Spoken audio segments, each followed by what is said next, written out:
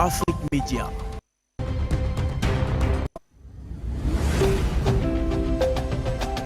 Afrique Média. Le monde, c'est nous.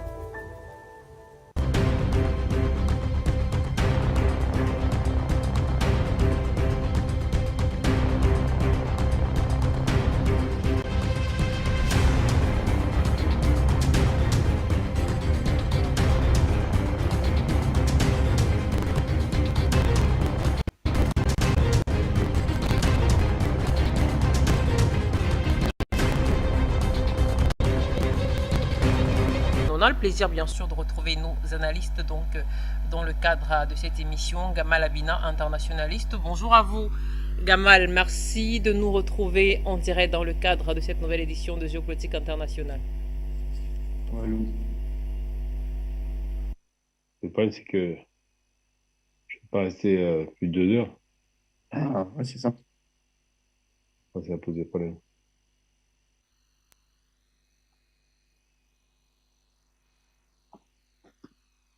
Pas d'explication. Également avec nous dans le cadre de cette édition, Jimmy Dalido est également avec nous dans le cadre de Géopolitique internationale ce matin. Bonjour à vous Jimmy Dalido, bienvenue, merci de nous retrouver en direct. Moi j'ai prévenu que je serais peut-être en retard, j'ai pas été en retard, mais là, malheureusement, il y a un gros retard. Ouais, là, ils sont là, bon, une demi-heure de retard. Ouais, c'est beaucoup.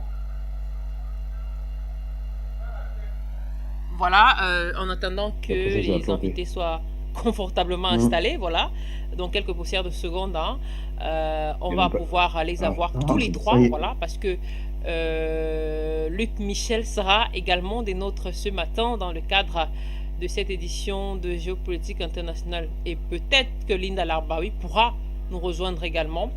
Voilà, Jimmy Dalido, bonjour à vous. Tout à l'heure, je vous souhaitais la bienvenue dans le cadre de cette édition de Géopolitique internationale. Merci de nous retrouver en direct. Bonjour à tous et merci de m'avoir invité. Jimmy Dalido, merci d'être là. Gamal Abina est à vos côtés. Bonjour Gamal, bienvenue. Bonjour, merci pour l'invitation. Bonjour à tout le monde. Voilà, merci à tous les deux d'être là. Tout à l'heure, on va certainement retrouver Luc Michel. Est-ce que Luc Michel est déjà avec nous? Oh, voilà, pas encore. Luc Michel sera donc là et probablement Linda Larbaoui. Alors, chers messieurs, on va donc commencer ce matin par la crise ukrainienne. On va tenter de comprendre à ce jour de la guerre entre la Russie et l'Ukraine. Est-ce que les États-Unis vont continuer à livrer les armes à l'Ukraine alors que certains analystes révèlent que l'Occident bientôt sera à court d'armes justement? Est-ce qu'ils vont continuer dans cette lancée? Mais surtout, comprendre peut-être aussi le bilan de cette livraison d'armement. Sur ce point, j'aimerais commencer avec vous, Jimmy Dalido. Alors, on sait qu'au mois de juillet dernier, Jimmy Dalido, les États-Unis avaient livré, au mois de juin, les États-Unis avaient pratiquement livré soit environ 3,9 milliards de dollars d'armes à l'Ukraine. Et aujourd'hui, certains analystes révèlent justement que le stock des Occidentaux d'armes commence à s'épuiser. Est-ce que vous pensez qu'ils vont poursuivre dans cette lancée, les États-Unis particulièrement? Est-ce que les États-Unis vont continuer à livrer les armes à l'Ukraine? Oui, alors il y a deux choses. Il y a la posture des États-Unis et la posture de l'Union européenne. Effectivement, les États-Unis vont continuer à fournir des armes en Ukraine. Et je pense que franchement, ce serait une erreur de penser que les capacités productives en armement des États-Unis se faibliraient. Pourquoi? Parce que n'oublions pas qu'ils sont encore la première puissance mondiale, c'est le premier impérialisme mondial.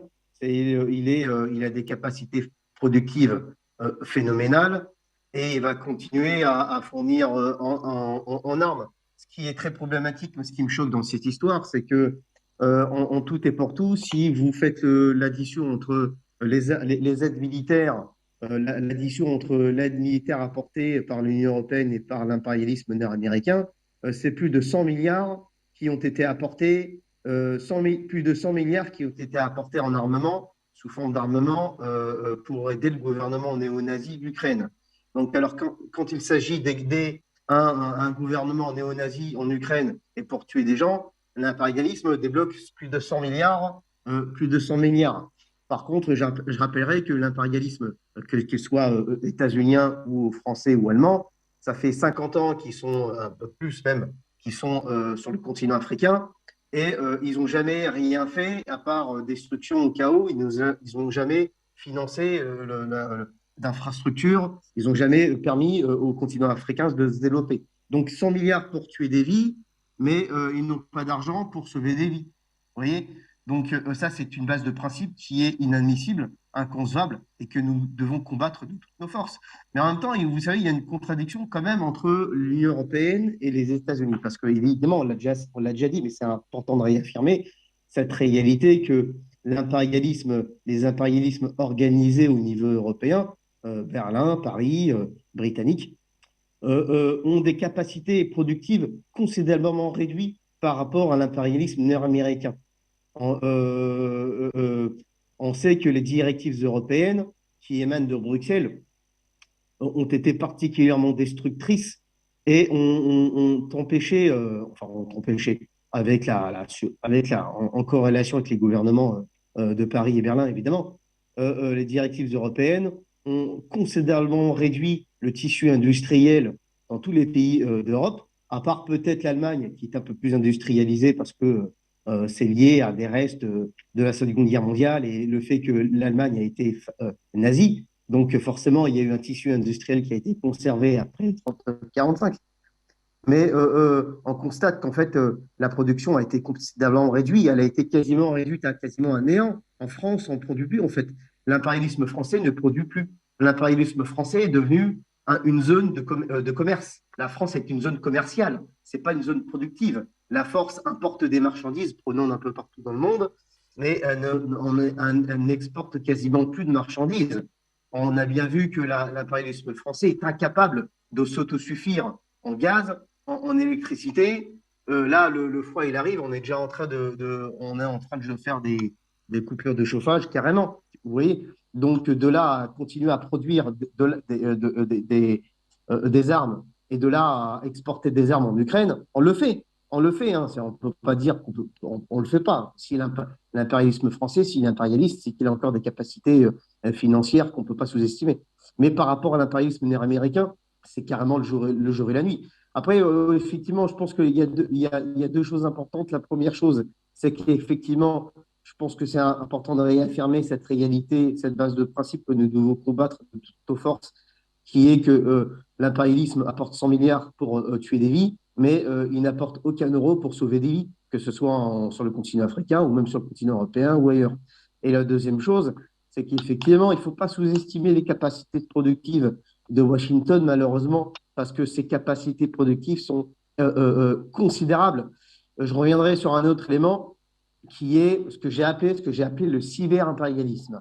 J'avais écrit un texte, d'ailleurs en France, qui avait été publié dans des médias, pas mal repris dans certains médias, où je parlais du cyber-impérialisme, de cette nouvelle caractéristique de l'impérialisme. On le voit par exemple avec la posture, enfin le cyber-impérialisme, c'est le fait que l'impérialisme maintenant utilise, on a une vision militarisée assez limitée. Pour nous, en général, on voit l'armée, on voit les tanks, on voit les missiles, on voit. Mais attention, parce que le cyber-impérialisme utilise aussi toutes les voies de communication, notamment ce qu'on appelle le cyberespace, qui passe par, comme vous le savez, hein, les réseaux sociaux, les smartphones, etc. Mais ils vont utiliser aussi des réseaux bien plus complexes. Je prends un exemple avec Starlink, des réseaux de connexion Internet. Je pense notamment à la position de SpaceX, du patron de SpaceX, Elon Musk, qui a clairement dit, par exemple, dernièrement, il a dit que Starlink allait cesser. Vous savez, Starlink, c'est ceux qui apportent des terminaux de connexion à Internet, en Ukraine notamment et partout dans le monde. Et en fait, le patron de Starlink a clairement dit qu'ils étaient à plus de 100 millions d'apports financiers pour pouvoir apporter en Ukraine des réseaux de connexion et qu'à un moment, le ministère américain devrait prendre le relais. Donc là, on voit bien toute la portée, on voit bien le fait que ce qu'on appelle le capitalisme de monopole, qu'on appelle l'impérialisme, et le fait que les multinationales contrôlent tout jusqu'à contrôler les États eux-mêmes. Voyez, et on voit qu'on est tous subordonnés aux décisions des multinationales. C'est faux de croire que les États dirigent les multinationales dans le cadre impérialiste. c'est les multinationales qui dirigent les États. Et en fait, donc, on est arrivé dans l'ère du cyberimpérialisme. C'est ce que je développais dans mon texte, le cyberimpérialisme. Et ça, c'est une nouvelle configuration, un nouvel aspect de l'impérialisme qu'on n'avait pas avant. Et le cyberespace, donc, comme Starlink, c'est pas les seuls. Il y a plein d'exemples comme ça qu'on peut prendre. Et les États-Unis, quand on parle de l'armement que vont continuer à produire les États-Unis pour aider le gouvernement néo-nazi d'Ukraine, passera aussi par, c'est pas seulement les missiles et les tanks, c'est aussi tout ce qui est développement du cyberespace et qui va permettre de fluidifier la guerre. Encore une fois, je terminerai par là, c'est que les États-Unis ne lâcheront pas parce qu'ils ont très bien compris qu'avec l'Ukraine, la Russie est un empire. Sans l'Ukraine, la Russie cesse d'être un empire. S'il y a jonction entre le Heartland et le Limland, c'est-à-dire une jonction entre ces deux parties du monde, bah, s'il y a jonction, c'est fini pour le pétrodollar. Et cette jonction, et les États-Unis ont très bien compris qu'en empêchant, en contrôlant l'Ukraine, en empêchant le contrôle de l'Ukraine, en tout cas le contrôle de l'Ukraine par l'organisation de la coopération de Shanghai et par cette force sino-russe, en empêchant le contrôle de l'Ukraine, elle empêche la Russie de devenir un empire et elle empêche le développement du continent eurasiatique. Et elle empêche la jonction entre le Heartland et le Limland. Donc elle ne lâchera pas. Là, ça va être une bataille du cyberespace, le cyberimpérialisme, et une bataille de chiffres, une bataille d'argent, malheureusement, ce qui génère le profit permettant de développer les capacités productives. Encore une fois, c'est la force de travail humaine exploitée dans les process de production capitalistes. C'est la force de travail humaine qui crée du profit, et avec ce profit, on reproduit le capital. Concrètement, avec la force de travail humaine exploitée, on fait du fric. Avec ce fric, on produit des armes. Donc malheureusement, ça va être une bataille de chiffres, une bataille entre deux grandes puissances, deux forces motrices mondiales. Et malheureusement, ils vont faire payer ceux qui vont payer, ben, encore une fois, c'est le peuple travailleur, qu'ils soient en Europe ou qu'ils soient aux États-Unis, qu'ils soient en Afrique ou en Asie. C'est le peuple travailleur qui va payer.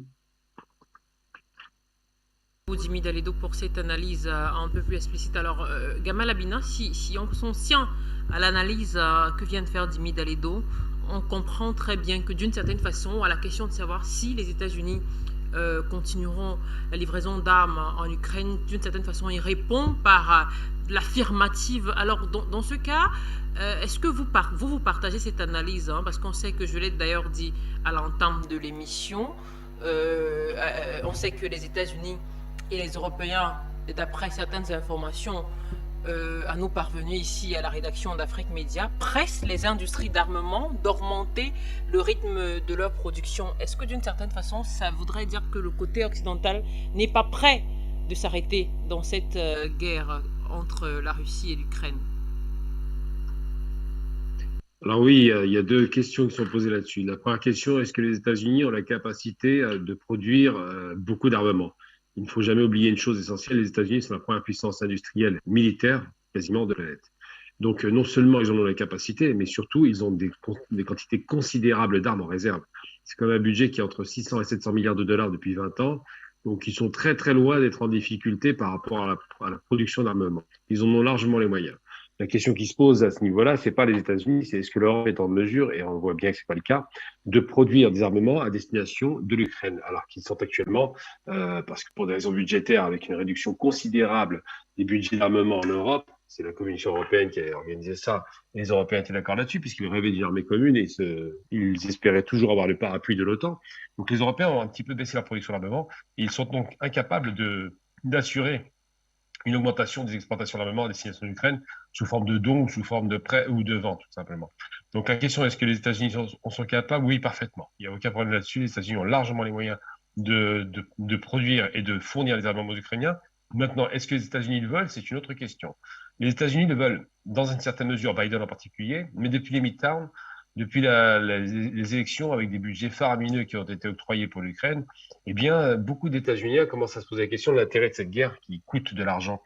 Évidemment, aux Européens, c'est une chose, mais qui va peut-être pas forcément rapporter autant que ça aux États-Unis, même s'ils profitent à plat de l'augmentation du cours de gaz et du pétrole, qui leur profitent par rapport à leurs industries, qui sont des industries qui coûtent cher à l'exportation, à l'exploitation plutôt. Le pétrole et le gaz du schiste sont très chers, le coût d'exploitation est très élevé, et il faut un minimum de 80 $ le baril de pétrole, par exemple, pour aller exploiter du schiste.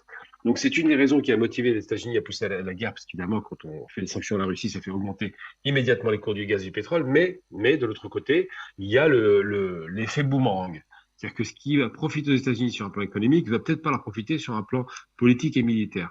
Et en l'occurrence, comme les Russes sont à domicile, puisque lorsqu'ils frappent l'Ukraine, c'est à la porte de la Russie, eh bien, ils ont les moyens d'une intervention extrêmement puissante et efficace que les Ukrainiens n'ont plus. Ils se rendent bien compte que les Ukrainiens sont manipulés quelque part, puisqu'on les pousse à la rupture alors qu'ils pourraient négocier. Et ils ont largement les moyens de subvenir à ces besoins, mais un courant américain refuse que les États-Unis continuent à apporter de l'argent ou des dons, puisqu'il y a quelques dons qui ont été faits, au profit de l'Ukraine. Leur retour sur investissement étant pas évident, n'oublions jamais que les États-Unis sortent de deux grandes défaites. Ils ont perdu la guerre en Afghanistan, ça leur a coûté très cher. Ils ont perdu la guerre en Irak, ça leur a coûté très cher. Et ils se rendent bien compte qu'en Ukraine, il n'y a pas de pétrole et de gaz, à part peut-être l'exploitation de quelques minerais de fer et puis surtout de l'agriculture, mais c'est pas non plus un pays qui est très intéressant sur un plan géopolitique. Donc les États-Unis se posent la question de savoir si ça vaut le coup d'y aller. Donc Biden est plutôt pas en guerre, on le sait depuis le début. Son Parlement, lui, est plus favorable, évidemment. Il y a donc une rupture dans la stratégie globale. Et je ne crois pas du tout qu'il y ait un problème d'approvisionnement. Ils ont les moyens de fournir les armes. Je pense que le problème se pose au niveau politique. Est-ce que oui ou non ils vont continuer? Et il me paraît évident aujourd'hui que les États-Unis vont commencer à afficher leur position. Preuve en est, des journaux commencent à laisser fuiter quelques articles qui commencent à dire que des officiels américains, des généraux, demandent à ce que les Ukrainiens aillent à la table des négociations.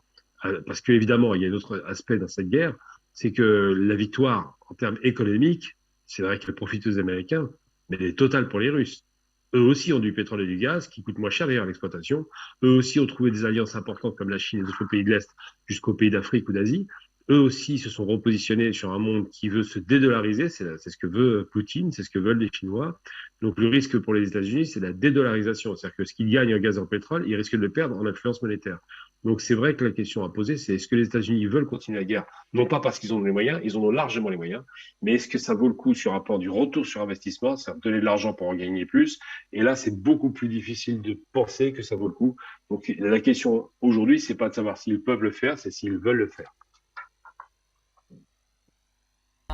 Alors justement, à la question de savoir s'ils veulent le faire, justement, j'aimerais revenir sur un aspect, à la fois cet aspect humain, matériel et ou financier qui concerne les Américains eux-mêmes, parce que on sait que en ce qui concerne la guerre en Ukraine, les armes continuent d'affluer en Ukraine. Les premiers bailleurs de fonds sont bien évidemment les États-Unis. Alors, Dimi Daledo, selon vous, comment se sentent, tout à l'heure, Gamal Abina disait que les Américains se demandent notamment, mais quelle est cette guerre qui coûte beaucoup d'argent?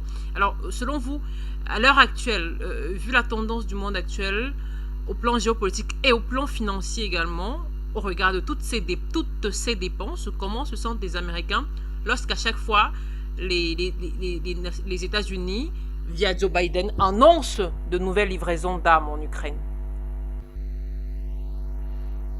Oui, alors c'est une très bonne question parce que effectivement, malheureusement, dans l'analyse, on a plutôt tendance, moi le premier, hein, des fois, il faut vraiment faire la différence, tracer une ligne de démarcation entre le gouvernement, quel que soit le gouvernement, et la population.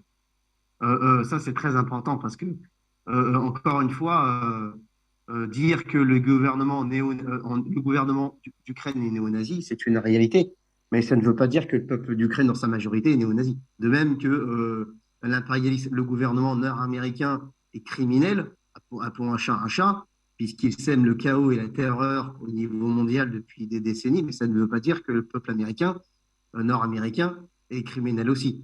Et encore une fois, je pense que le peuple américain sont en majorité hostiles à la guerre.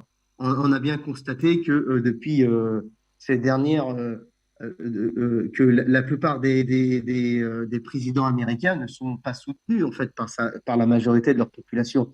Je rappellerai quand même que la population afro-américaine est particulièrement ancrée aux États-Unis. La population afro-américaine, elle est présente. Elle est martyrisée par les forces de répression de leur propre pays. On se souvient encore les conséquences du cas de George Floyd, par exemple, et ça, c'est un cas parmi d'autres, hein. Et cette population afro-américaine, Bon, à un moment,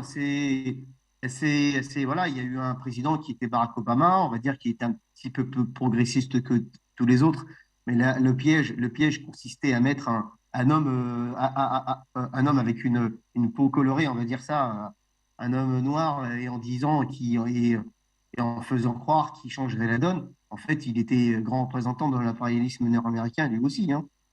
Il a pas arrêté, il n'a pas ralenti l'exploitation de la force de travail nord-américaine. Au contraire, il l'a aggravé comme tous les autres présidents. Donc la majorité des Afro-Américains souffrent. Ils sont martyrisés depuis des décennies, indépendamment, et la majorité des Américains ne soutiennent pas leur président. Je pense que voilà, une ligne de démarcation doit être faite. Et là, on en revient c'est le deuxième point à laquelle je voulais en venir sur la base de votre question, c'est que la guerre, elle n'est pas seulement militaire. La guerre, elle est aussi idéologique. Et la guerre idéologique, elle ne cesse jamais. Encore une fois, on a une vision militarisée de la guerre. C'est un problème. Parce que finalement, l'intervention militaire dans une guerre, c'est toujours le degré très élevé d'une guerre qui a commencé bien en amont. Le militaire, tout ce qui est donné militaire, finalement, c'est ouais, c'est un élément important, mais la guerre, elle a déjà commencé, en fait. La guerre, elle est d'abord idéologique. Et la guerre, elle a jamais cessé après la Seconde Guerre mondiale. C'est pour ça, aussi pour ça que, après 45, s'est dessiné le bloc de l'Est, le bloc socialiste de l'Est, qui était doté d'une idéologie totalement différente, donc l'idéologie du socialisme, et qui était en contradiction avec l'idéologie de l'Ouest, le deuxième bloc qui lui prenait le capitalisme. Donc la guerre, elle est aussi idéologique, elle n'est pas seulement militaire. Et dans ce sens, je pense que, alors, deux choses importantes. Oui, effectivement, l'impérialisme nord-américain a des capacités productives phénoménales, il ne faut pas les sous-estimer. Ils vont continuer à fournir des armes et ils ont la capacité de le faire. Mais par contre, je ne crois pas que l'impérialisme nord-américain est victorieux au niveau de la guerre idéologique. Au niveau de la guerre idéologique, les États-Unis ont perdu. Ce qui maintient l'impérialisme nord-américain en place, c'est la même chose que ce qui maintient le gouvernement français de Paris ou Berlin, c'est la répression. Je pense notamment en France avec les Gilets jaunes, qui ont été un mouvement considérable, ce qui a fait que ce qui fait que pour l'instant, ça ne fait pas effet boule de neige et que le gouvernement français n'est pas tombé. Et je vous rappellerai que le gouvernement français a failli tomber lors des Gilets jaunes. C'est la répression de l'impérialisme qui est particulièrement violent, que ce soit aux États-Unis ou en France. Ils n'hésitent pas à arracher des mains, ils n'hésitent pas à arracher des yeux, ils n'hésitent pas à enfermer des gens, à leur mettre la pression physique, des pressions physiques, psychologiques. C'est ça qui maintient ces gouvernements. Donc ils sont encore très en avance sur le plan militaire, malheureusement, parce que leurs capacités productives sont phénoménales. Mais, alors, encore une fois, ça ne veut pas dire que l'Est n'ont pas aussi des capacités productives, parce que là, on voit bien qu'il y a une entente nord-coréenne, chinoise, russe, Inde, iranienne, etc. Cette entente va se renforcer. C'est une coopération militaire considérable. Il ne faut pas la sous-estimer non plus. Mais en même temps, on constate que sur le plan idéologique, le bloc du Nouveau Monde à l'Est sont en avance. Il faut dire comme elles sont, ils sont en avance. Parce qu'ils n'ont jamais, ils ont pas les mêmes rapports avec le continent africain. Le bloc du Nouveau Monde à l'Est n'ont pas les mêmes rapports avec le bloc africain. C'est pour ça le bloc de Nouveau Monde peuvent jouir d'une confiance des Africains, contrairement à l'Ouest, le bloc de l'Ancien Monde qui se casse la gueule, qui n'ont plus la confiance du continent africain, entre autres. Donc ils ont la confiance, pourquoi? Parce qu'ils sont le plan idéologique. Il y a eu un bloc, le bloc de l'Union soviétique après 1945, il s'est cassé la gueule dans les années 90, mais sur le plan idéologique, ils ne se sont jamais cassé la gueule. Encore une fois, il faut bien différencier l'aspect militaire de l'idéologie. Et sur cet aspect-là, l'impérialisme nord-américain, pour moi en tout cas, ont d'ores et déjà perdu. Pour cette autre analyse. Alors, Gamal Abina, revenons un tant soit peu finalement sur les réelles motivations aussi ou alors sur toutes les motivations, c'est-à-dire que ne pas seulement voir les objectifs, les motivations américaines dans ce conflit ukrainien, mais dans les conflits dans le monde pour tenter d'élargir un autre sujet, parce que on sait, par exemple, qu'au mois de janvier dernier, c'est-à-dire en tout début d'année, les experts estimaient que les États-Unis avaient livré près de 90 tonnes d'armes létales en Ukraine. Et il y a quelques jours, quelques semaines, c'était fin septembre dernier, un haut responsable russe du nom de Konstantin Gavrilov, il était le chef de la délégation russe aux négociations sur la sécurité militaire des armements à Vienne.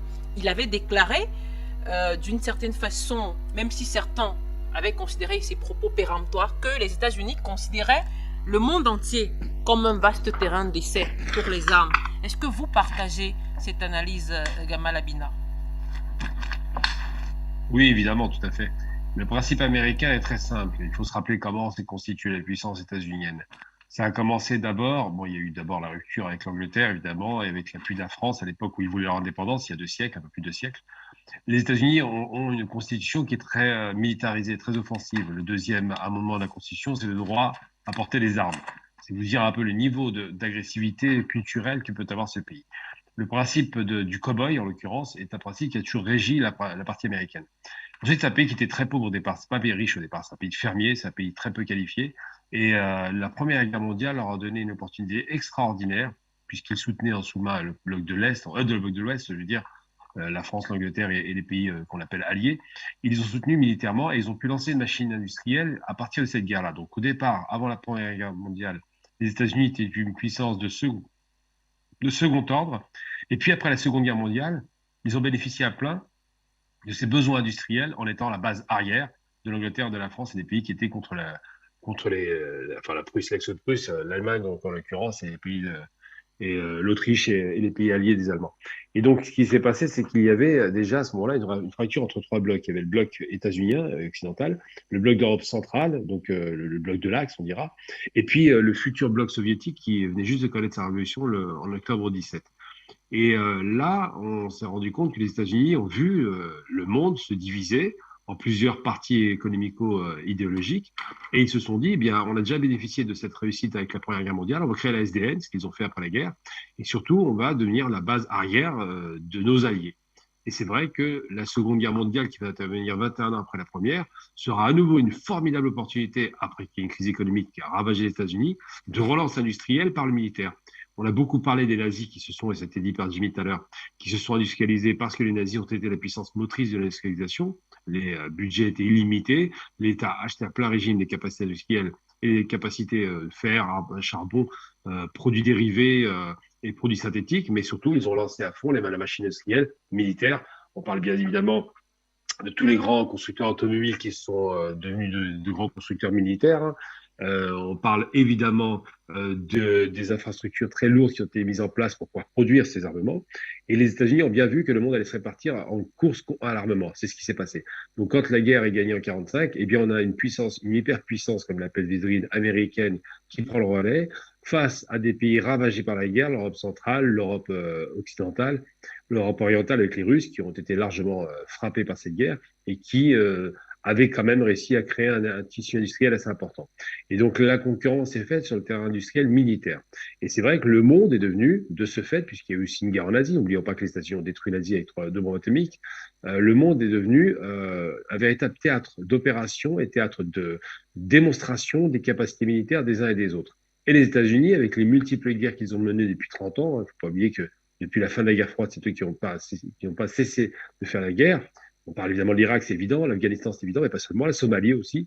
Ils ont aussi soutenu la séparation du Soudan nord et sud. Ils ont soutenu beaucoup de mouvements insurrectionnels avec la révolution arabe.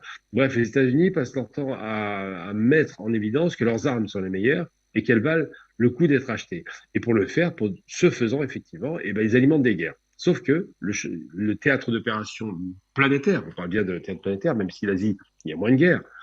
Ça continue jusqu'en 1975, quand même, les guerres en Asie avec le départ des Américains lorsqu'ils quittent le Vietnam de façon piteuse. La guerre continue plus ou moins, mais se calme. Et c'est vrai que les États-Unis maintiennent toujours des théâtres de tension militaire un peu partout. On prend la Corée du Nord et du Sud, on en parlera certainement. On parle bien évidemment de la séparation Yémen Nord et Sud. On parle évidemment de la séparation Soudan-Nord-Sud. On parle évidemment de tout un tas d'autres pays qui sont souvent sous haute ou basse tension. L'Irak, on va dire nord et sud, puisque le Koweït était une province irakienne. On parle bien évidemment des tensions dans la région du Golfe, qui sont alimentées largement par les États-Unis, qui vendent et survendent des armements avec des contrats mirifiques de 600 milliards de dollars. Ça a été signé par Trump. Donc c'est vrai qu'à chaque fois qu'il y a une tension, les États-Unis arrivent avec leurs super armements pour dire nous sommes là pour vous garantir une sécurité et en même temps ils empochent la mise. Et cette volonté guerrière états-unienne a bien été comprise par les Russes qui font de même. Aujourd'hui, les Russes, par exemple, avec les S-400, les S-500, les Russes ont démontré qu'ils pouvaient mener sur plusieurs fronts des théâtres d'opération et démontrer que leurs armements sont de qualité aussi et fonctionnent bien, ce qui n'est pas faux d'ailleurs. Et donc la question qui se pose, c'est de savoir comment, sur ce vaste complexe militaire-industriel des deux pays, d'ailleurs Russie, États-Unis et Chine, qui commencent à émerger, comment se placer? Eh bien, malheureusement, c'est par la guerre. C'est par la démonstration sur le terrain de la qualité militaire des armements. On l'a vu aussi aux frontières de la Russie à l'époque, avec Saakashvili qui s'est affronté avec les Russes et finalement qui a été démis. Eh bien, à ce moment-là, c'était une façon de démontrer que les Russes avaient des armes meilleures que celles des États-Unis qui les soutenaient. À chaque fois, on a des pays comme ça qui servent de théâtre d'opération, qui servent de démonstration de qualité militaire. On voit bien par rapport à la guerre d'Irak ce qui s'est passé. Hein. Le bouclier antimissile Patriot a été survendu à Israël par les États-Unis parce que précisément ils disaient que ça interceptait les missiles, ce qui était très surfait d'ailleurs. Et on voit bien aujourd'hui que les S-400, S-500, qui sont aussi des systèmes d'interception de missiles russes cette fois-ci, fonctionnent. Le retard pris par les États-Unis sur le théâtre militaire, c'est surtout sur les missiles intercontinentaux hypersoniques, où les Russes ont largement pris l'ascendant face aux États-Unis. Et maintenant, la question qui se pose, c'est est-ce que les États-Unis seront en mesure, avec la guerre d'Ukraine, de démontrer que leurs capacités militaires sont bonnes? La réponse va être évidemment non, parce que les armes de haute technologie que les États-Unis voudraient passer aux Ukrainiens nécessitent, alors que c'est une ancienne République soviétique, une connaissance accrue de leur usage, c'est une formation militaire sur le terrain, une connaissance de missiles qui ne sont pas dans les mêmes standards que ceux des Russes et des Soviétiques. Et évidemment, ça prend du temps de former des gens. Il faut 6 mois à 1 an. Dans un pays en guerre, c'est encore plus long, évidemment. Donc, c'est vrai que là, la démonstration des capacités militaires américaines sur le théâtre d'opération planétaire, en l'occurrence, la question ukrainienne, va poser problème. Et c'est pour ça, d'ailleurs, c'est une des raisons qui font que les États-Unis commencent à se poser la question de savoir si ça vaut le coup d'aider les Ukrainiens, parce qu'évidemment, est-ce qu'ils vont empocher des marchés militaires derrière? Peu probable. Est-ce que l'Ukraine sera dans l'OTAN? Pas du tout, ça, c'est déjà aujourd'hui, c'est réglé, parce qu'il faut une unanimité de l'OTAN. Est-ce que l'Ukraine vaut la peine qu'on aille dépenser beaucoup d'argent, sachant que la guerre n'est pas gagnable? Je ne le crois pas, mais c'est vrai que c'était une façon de montrer ses capacités offensives. Et les Russes ont démontré qu'ils tenaient le ciel. Les Russes ont démontré qu'ils tiennent le sol aujourd'hui, puisqu'ils ont fait une partition du territoire. Il y a 20% du territoire qui est russe. Et les États-Unis savent parfaitement, c'est ce qui a été dit récemment hier par des généraux, que la guerre n'est plus gagnable par l'Ukraine. C'est-à-dire que la guerre technologique américaine face aux technologies russes n'est pas gagnable. C'est ce qu'il dit en sous-jacent.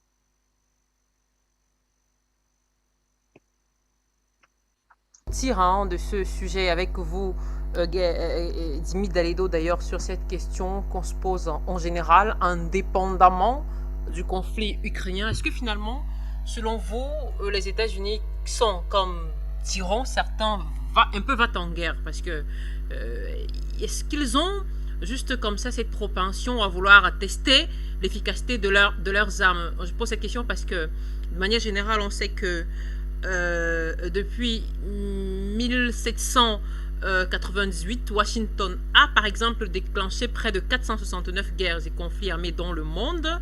Alors, certains hauts responsables russes affirment par exemple qu'il est évident depuis longtemps que les parents de Kiev à Washington considèrent tout simplement le monde entier comme un grand terrain d'essai et donc utilisent toute arme armée, tout conflit armé, même s'ils n'y sont pas directement impliqués, pour tester l'efficacité de leurs armes. Est-ce que vous partagez cet avis, Dimi Daledo?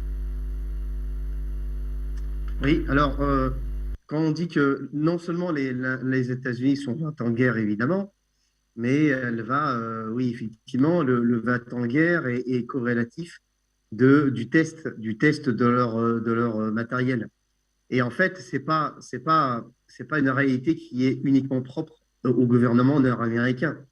C'est l'impérialisme dominé, organisé au niveau mondial qui adopte ce positionnement. Et ça pour plusieurs raisons. La première raison, c'est que, encore une fois, je reviendrai sur l'aspect idéologique. Il y a l'aspect idéologique, parce qu'effectivement, il ne faut pas laisser, encore une fois, quand on parle de capitalisme, par exemple, et de socialisme, on parle évidemment de mode de production. c'est-à-dire de mode de production des biens matériels nécessaires à une société, c'est-à-dire la façon de produire des marchandises et la façon de les exporter. Donc, cette base économique, ce mode de production découle d'une idéologie. Donc, il y a l'idéologie du socialisme, l'idéologie du collectivisme, qui prône le collectivisme, et il y a l'idéologie de l'individualisme qui est liée au capitalisme. Donc forcément, sur le plan idéologique, l'impérialisme nord-américain comme les impérialismes européens ne veulent pas laisser passer. On l'a dit tout à l'heure, ils ont perdu. Ils sont en train de perdre du terrain. Donc ils vont pas laisser passer, ils vont pas laisser gagner toujours plus de terrain à leur idéologie ennemie qui est l'idéologie socialiste collectiviste. Je prends par exemple avec l'idéologie de la Corée du Nord, qui est ce qu'on appelle le Juche. Bon, bah, le Juche, c'est une idéologie clairement qui s'appuie sur les anciennes velléités encore présentes du marxisme-léninisme, du marxisme révolutionnaire, et on constate bien que c'est toujours d'actualité. Le Juche existe, de même que la Chine a un passé socialiste. Hein, une bonne partie on ne reviendra pas sur le passage de la Chine maoïste, etc., qui est clairement une Chine socialiste. Donc, sur le plan idéologique, les États-Unis et tous les autres gouvernements impérialistes ne laisseront pas passer. Ils vont tout faire pour gagner, pour reprendre du terrain, parce qu'ils sont en train de perdre du terrain, et prendre l'ascendant au niveau mondial. Et ensuite, le deuxième élément, effectivement, c'est qu'on assiste à, franchement, et d'ailleurs, ça a été dit par M. Xi Jinping lorsqu'il a vu dernièrement le dirigeant de la Corée du Nord. Il a dit que le monde était arrivé à un point de non-retour. Et effectivement, je pense que nous subissons ce qu'on appelle un bon qualitatif. Un bon qualitatif, c'est-à-dire qu'on arrive à un point de basculement. Et je pense que la plupart des gouvernements impérialistes, donc bourgeois, ont très bien compris qu'ils ont besoin, d'une manière urgente, de révolutionner leurs moyens de production, leur processus de production. Ils ne peuvent plus produire comme avant. On ne peut plus produire en 2022 comme on produisait en 1945. Ce n'est pas possible. Et donc, ils sont en train de révolutionner les processus de production. On l'a dit tout à l'heure, il y avait une amorce d'analyse à ce niveau-là. On parlait de Starlink, de la nouvelle configuration des multinationales, du cyberespace. Bon, ben, on voit bien qu'en fait, par exemple, je prends un exemple concret, la plupart des multinationales européennes ou états-uniennes travaillent à l'élaboration, au développement de l'intelligence artificielle. Et elles développent ce qu'on appelle les nanosciences, les nanotechnologies. On sait par exemple qu'une partie du matériel militaire qui sont utilisés, notamment les drones qui sont envoyés, fonctionnent par des intelligences artificielles. Et ça va être développé. Ça va être développé parce que l'impérialisme a très bien compris qu'il ne peut plus produire comme avant, il ne peut plus dominer comme avant, il ne peut plus répartir ses marchandises comme avant. Il faut, ce que disait Karl Marx, il faut revenir sur le manifeste du Parti communiste écrit par Marx et Engels, bah, il faut à un moment, la bourgeoisie monopoliste, la bourgeoisie qui est organisée au niveau mondial, a besoin de révolutionner ces processus de production. Et les processus de production passent aussi par l'armement militaire, le militaire.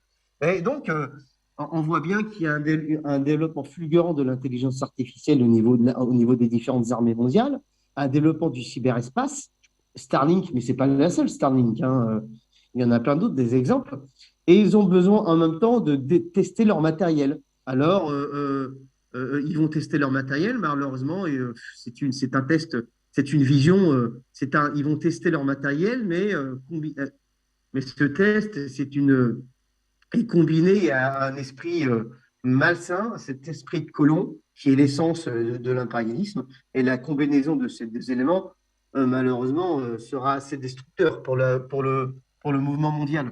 Je pense qu'effectivement, ils vont pas arrêter, ils vont accélérer dans ce sens, et on est ce point de basculement que nous vivons, soit nous prenons les bonnes décisions, notamment au niveau européen, Paris, au niveau européen, même le continent africain. Est-ce qu'on prendra les bonnes décisions? Est-ce qu'on va décider de ne pas se laisser entraîner dans cette avalanche sociale mondiale? C'est là qui sera, voilà, c'est là que c'est le point nodal de l'analyse, je pense. Edmi Dalido pour cette analyse. Voilà.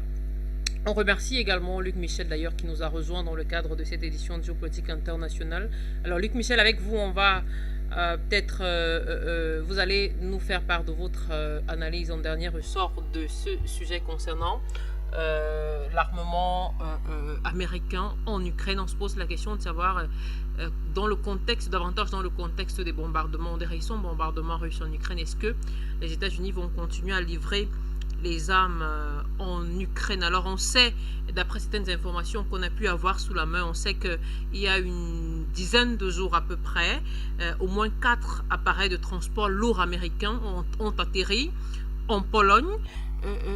Dans ce contexte, et tout à l'heure Gamal Abina nous disait que la question n'est pas finalement de savoir si les États-Unis peuvent continuer à livrer les armes en Ukraine, mais la question reste en définitive celle de savoir si ils le veulent. Alors vous, quel est votre point de vue sur la question, Luc Michel, surtout dans le contexte, on est toujours dans ce contexte des missiles tombés en Pologne et le risque justement d'une guerre qui continue à s'étendre.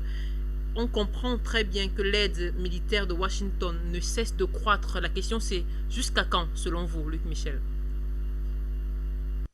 Moi, je ne pense pas que ça pourra durer longtemps. Poutine reste le maître de l'horloge en Ukraine. En décidant de détruire les infrastructures énergétiques et civiles de l'Ukraine, il pénalise leur effort de guerre et il le rend impossible. Ça ne sert à rien de livrer des armes s'il n'y a plus de chemin de fer et d'électricité pour les livrer. Il y a un fort courant aux États-Unis. Il est représenté par l'ancien ministre des Affaires étrangères, Kissinger, qui est encore actif à plus de 100 ans et qui s'est opposé au dernier sommet de Davos à George Soros sur la guerre en Ukraine. Kissinger dit il faut négocier. En Europe, il y a un secteur important qui est fait par des militaires, par exemple l'ancien chef d'état-major français, le général de Villiers, mais qui est fait aussi par des industriels allemands, belges et français, et qui est fait par des diplomates et par des hommes politiques. Ceux-là disent qu'il faut arrêter parce que la grande perdante de la guerre en Ukraine, c'est l'économie européenne. Donc, Poutine, en détruisant les infrastructures de l'Ukraine, il ne vise pas du tout les civils. Il est en train de viser des objectifs stratégiques. Et son but, évidemment, c'est de rendre le coût de la guerre insupportable pour les Européens et les Américains. Le problème, évidemment, c'est que l'administration Biden, elle veut continuer. Mais il faut voir pour combien de temps. Elle a perdu le contrôle de la Chambre de représentants. Elle a conservé de justesse le contrôle du Sénat. Mais il faut voir quel sera le prochain président, bien entendu, américain. Si c'est Donald Trump ou DeSantis, l'autre candidat républicain, eux ne sont plus d'accord pour financer la guerre en Ukraine. Voilà ce qu'il faut retenir. Maintenant, j'ai écouté Jimmy Dalido. Moi, je ne partage pas du tout ses positions. Il faut dire que l'économie politique, qui était la science de Marx, de Friedrich Schlitt, d'Adam Smith, le père du nationalisme économique, elle a dominé le 19e et le 20e siècle. Mais aujourd'hui, la science du 21e siècle, c'est la géopolitique. Depuis la fin de la guerre froide, le clivage mondial n'est plus entre économie socialiste et économie capitaliste. Ça, c'est terminé. Elle est entre la possession des moyens de production. Il y a un bloc américano-atlantiste libéral où la propriété des moyens de production, elle appartient à des individus privés. Les gens qui dominent le système américain, c'est le monde de la finance et de l'économie. Et le plus grand milliardaire mondial, Elon Musk, le représente bien avec son système Starlink, qui est une privatisation de la guerre de l'espace. On voit également d'autres milliardaires, George Soros, Bill Gates, Zuckerberg, etc., qui contrôlent le système américain. Mais de l'autre côté, du côté du bloc de l'Est, c'est-à-dire de la Chine, de la Russie ou de l'Iran, la propriété des moyens de production, elle appartient à l'État. C'est une économie qu'on appelle dirigée. C'est-à-dire que les grands oligarques russes sont contrôlés par Poutine. En Chine, il y a une série de 11 multinationales qui sont contrôlées par le Parti communiste chinois. Et en Iran, ce sont des régies d'État. Par exemple, en Russie, l'énergie Rosatom, qui est le secteur de l'énergie atomique, est une régie d'État issue de l'Union soviétique. Également au Romanovsky, qui est le secteur de production des armements. Donc aujourd'hui, il y a bien deux blocs, mais ils divergent plus sur la question du mode de production. Ils divergent sur la question de la propriété des moyens de production. D'un côté, des privatisations de l'économie avec les oligarques occidentaux. De l'autre côté, un contrôle de l'économie par l'État en Chine, en Russie ou encore en Iran. Voilà ce qui est la grande différence. Cette différence, d'ailleurs, elle est reconnue par Joe Biden. Joe Biden a fait un sommet de démocratie libérale à Washington en 2021. Le deuxième vient d'avoir lieu à Copenhague. Les Chinois, les Russes, les Iraniens n'ont évidemment pas été invités. Biden divise le monde entre démocratie libérale, dit-il, ça qui me fait bien rire, et autocratie, c'est-à-dire la Chine, la Russie et l'Inde. C'est ça le clivage du XXIe siècle. Ce n'est plus la vieille économie, la vieille division de l'économie politique des 19e et du 20e siècle. Marx est complètement aujourd'hui obsolète. Afrique Média, le monde, c'est nous.